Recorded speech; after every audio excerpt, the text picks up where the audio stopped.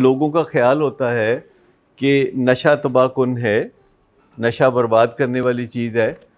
میرے لیے نہیں، کیونکہ میں نے دیکھا ہے کلینک میں بھی پیشنٹ ایک دوسرے کو کہہ رہے ہوتے ہیں، کبھی نہ کبھی کوئی بات سننے میں آ جاتی ہے کہ وہ کہہ رہے ہوتے ہیں کہ یار تمہارے حالات نشہ کرنے والے نہیں ہیں. ایک پیشنٹ سیڑھیاں اترتے چڑھتے کسی کو کہہ رہے یار تمہارے حالات اب نشہ کرنے والے نہیں رہے. یہ اچھی بات ہے؟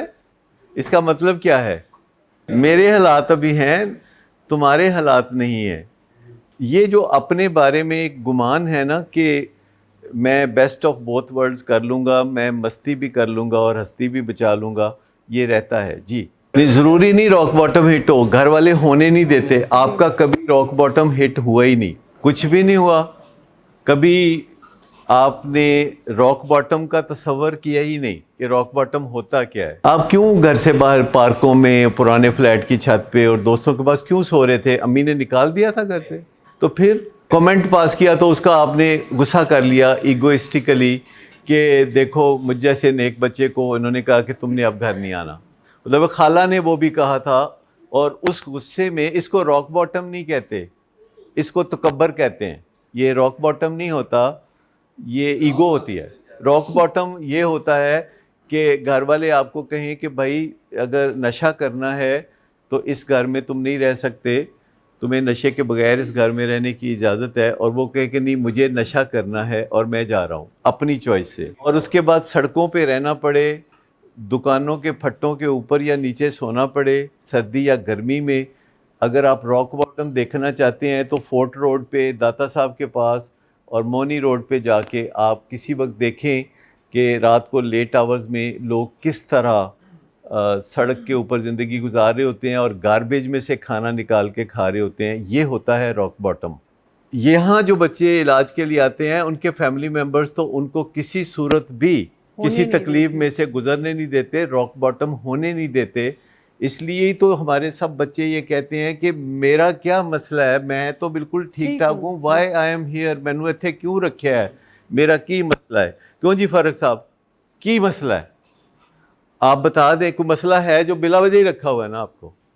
تو بنے یہی تو اسی لیے تو ہم یہاں پہ ہیں کہ آپ کی بات کو توجہ سے سنیں کہ آپ بتائیے کہ کس طرح آپ کے ذہن میں یہ خیال آتا ہے کہ میرا مسئلہ ہی کوئی نہیں، مجھے یہاں کیوں رکھا ہوا ہے.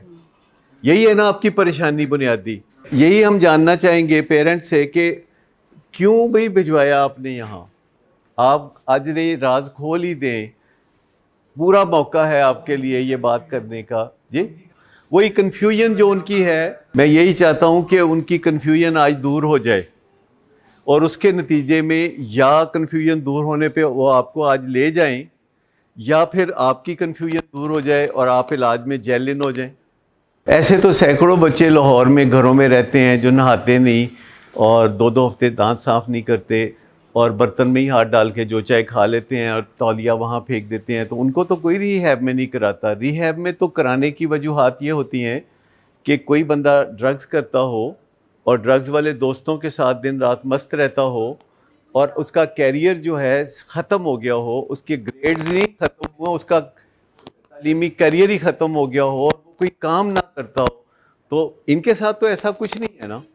نہیں، میں یہ جاننا چاہوں گا کہ اس عمر کے نوجوان بیٹے سے والدین کی کیا توقعات ہوتی ہیں جو یہ پوری نہیں کر رہے. جو منصوبہ تھا ڈاکٹر بننے کا چائنا جا کے، جس پہ آپ نے کچھ انویسٹمنٹ کی ہوگی، شاید کوئی 1 کروڑ روپیہ تو لگا ہوگا، 1 کروڑ روپیہ تو لگتا ہے.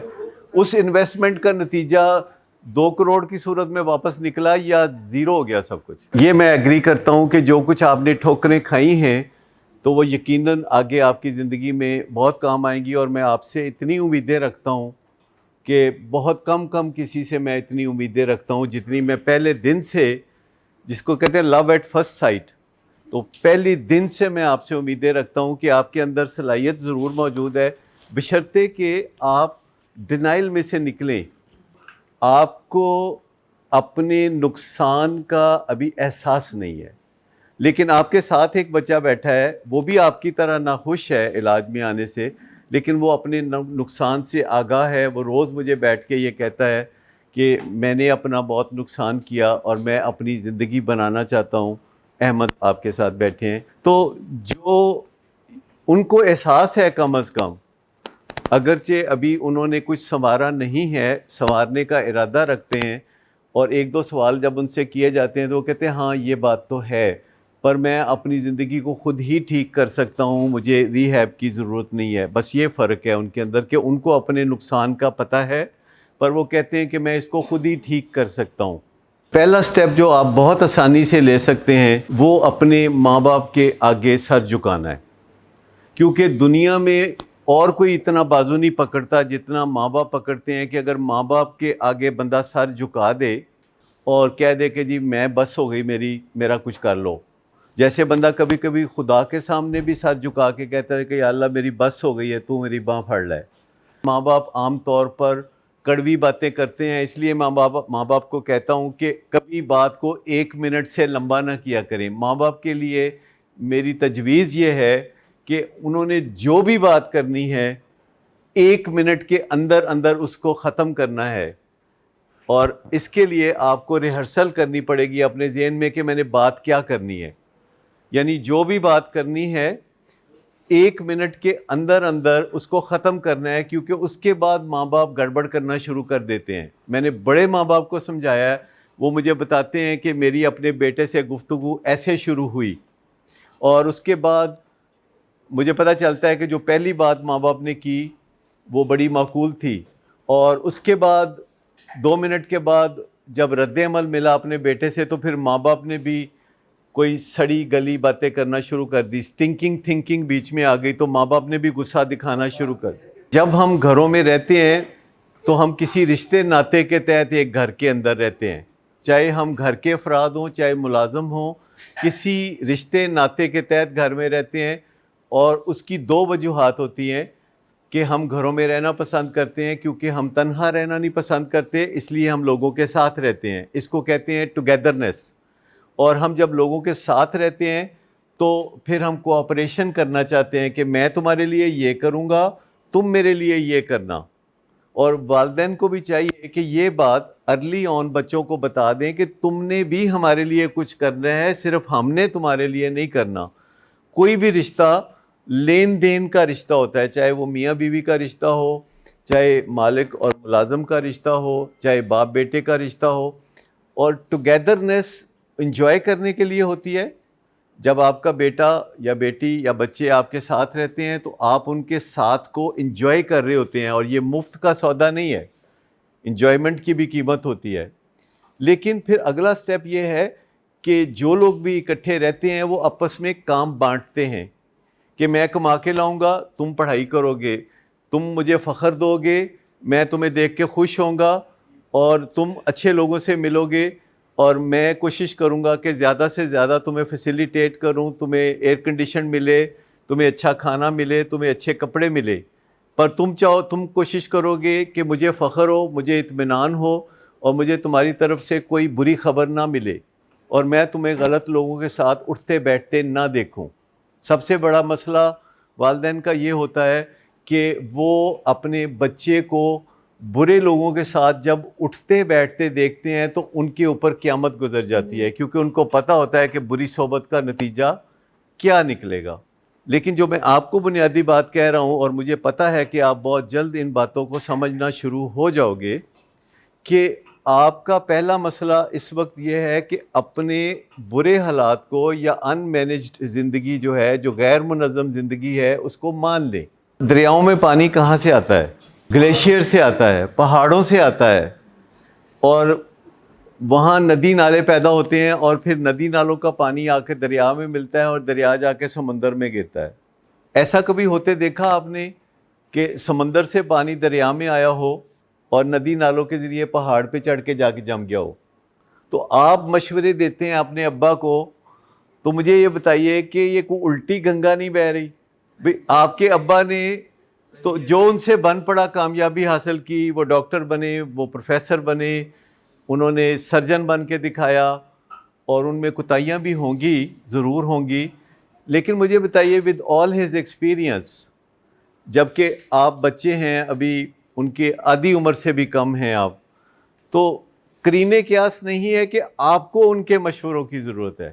اس میں بھی کوئی شک نہیں ہے، ان کو بھی آپ کی بات توجہ سے سننی چاہیے، لیکن جب والدین سڑ جاتے ہیں، جو کہ انہیں کبھی سڑنا نہیں چاہیے، کیونکہ اولاد پیدا کی ہے تو اس لیے نہیں کی تھی کہ سڑ جائیں بعد میں، تو یہ جو سڑیاں پھینکنے لگتے ہیں والدین، اس کو سٹنکنگ تھنکنگ کہتے ہیں۔ جب والدین رات کو 3 بجے تک ویٹ کرتے رہیں کہ بیٹا نہیں آیا، بیٹا نہیں آیا، اور گیلری میں سے جھانک کے دیکھ رہے ہیں، کمرے کے شیشے میں سے جھانک کے دیکھ رہے ہیں، اور وہ 4 بجے آتا ہے تو کئی والدین اس وقت کوئی بات بھی نہیں کرتے، چپ کر کے جا کے سو جاتے ہیں، اگرچہ ان کا دماغ جو ہے ان کو تکلیف دے رہا ہوتا ہے۔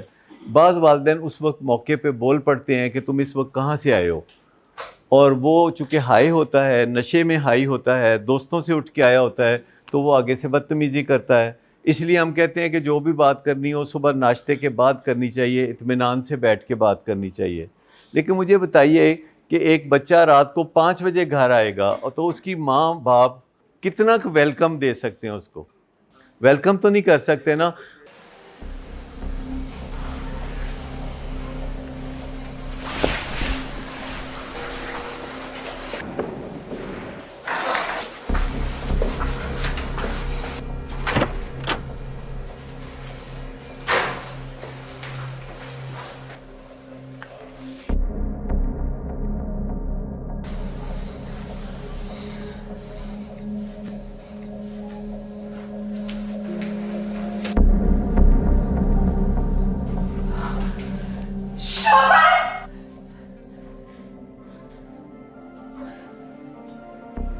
شراب نوشی کی وجہ کردار کی خرابی نہیں، موڈ کی خرابی ہے۔